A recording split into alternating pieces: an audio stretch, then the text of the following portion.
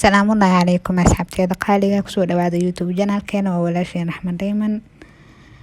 fadlan haddii aad nagu cusub tahay nagu soo biir oo kamid noqo asxaabteena. haddii aad horey noola joogtana waan kaaga mahadcelinayaa.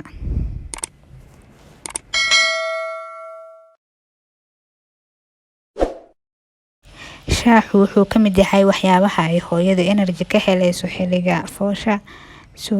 waxaan jeclaystay qaab ay hooyada u sameysan karto kaas oo caawinaya energyna ay ka helayso fooshan u fududeyna inaan idin la wadaago. waxaan u sameyn doonaa sida caadiga ee normalka, laakiin gadaal dambe ayaan wax uga dari doonaa hadduu ilaahay yiraahdo. ugu horeyn dibka ayaan waxaan soo saartay jalmadii sida arkayseenba. inta waxaan kusoo diyaarsaday waxyaabihii carfayay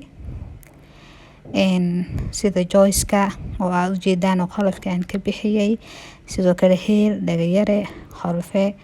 intaan ayaan isku sameyn doonaa oo aan tumaya hadduu ilaahay yiraahdo. sida caadiga ayaan u sameynayaa shaaxa, laakiin gadaal dambe ayaan uga darayaa waxyaabo dheeri ah hadduu ilaahay yiraahdo oo hooyada caawinaya una fududeyn doona foosha. xilliga foosha hooyada ma isticmaali karto cuntooyin adag, waayo way ku adag tahay, balse waxaa muhiim inay hooyada qaadato cuntooyin ee energy ka helayso. saa arkaysaanba imika waxyaabihii carfayo shaaxa aan ku daray diyaaray noo yihiin. heelkii, dhagayarihii, qolfihii, joyskii, wixii oo idil diyaar ayay noo yihiin. waxaan kaloo ku darayaa sokorta sida caadiga ahba.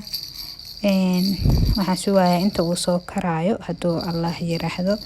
intaas waxaan sii sameysan doonaa waxyaabaha kale oo aan rabo inaan ku daro shaaxa. sida ujeedaanba halkan waxaan kusoo diyaarsaday qolfo saa arkayseen hore waan uga daray wax yar, laakiin imikana gadaal ayaan rabaa inaan uga daro. qolfaha intaan waa ka badsan kartaa, mar walba waxaa muhiim inuu shaaxa kuleel uu kuu siiyo.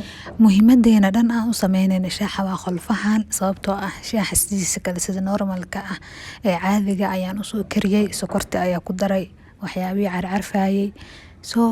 muhiimada waa qolfahan aan kor uga daraayo. dhowr hab ayaa jira oo loo isticmaali karo, waan idin tusi doonaa hadduu ilaahay yiraahdo. shaaxina hadda wuu noo soo karay, sidaan ayuu diyaar inoogu yahay. weli wax qolfo ah gadaal ugama aana darin markii laga reebo markii ugu horeysay oo waxyaabaha carfaya dhan hal mar ku wada daray. saan ayuu diyaar ku yahay. insha Allah dabka ayaan ka daminayaa, kadibna waxaan kusoo shubayaa caleentan aniga aan isticmaalayo. marka ugu horeyso waan ka yareeyaa, sababtoo ah gadaale waxay ka noqonay gaduud zaa'id ah. haddii wax yar ay taalo 30 daqiiqo way isbedelaysaa. haddii aad ka badisa laakiin madow ayay ka noqonaysaa gadaal dambe.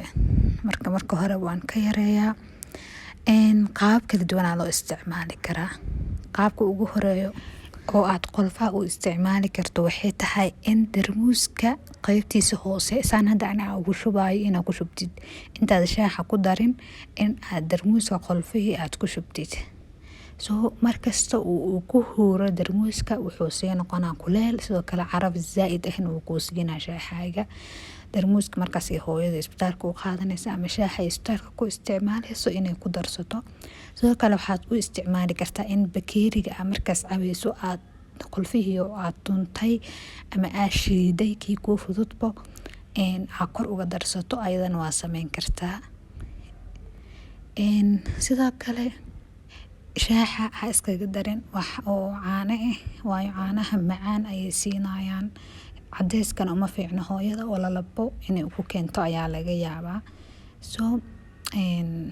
ha iskaga darin cadeys, rinjigiisa ku cab. sidaan ayuu kusoo baxay. caleenta hadda waa biyo ama waa qafiif, laakiin 30 daqiiqo haddii ay taalo ama xoogaa yar ee darmuuska ku jirto, caleentan aniga isticmaalaya gaduud ayay noqonaysaa.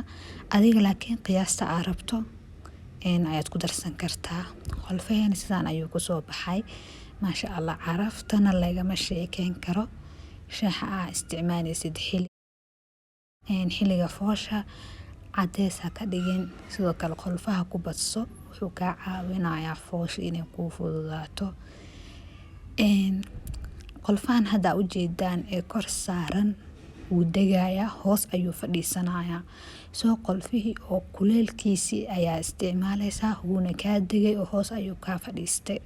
Second time caraf zaaid ahna wuu siinayaa. Markii aad darmuuska ku shubtid lagama sheekeyn karo. Qaabkaas ayaan jeclaystay inaan idinla wadaago in hooyada ay qolfaha u isticmaasho xilliga foosha. Waa ku mahadsantahay daawashada muuqaalkan. Fadlan haddii aad nagu cusub tahay nagu soo biir oo channelka subscribe noo saar. Haddii videogan aad ka heshayna like inoo saar. Waan kaaga mahadcelinayaa daawashada muuqaalkan.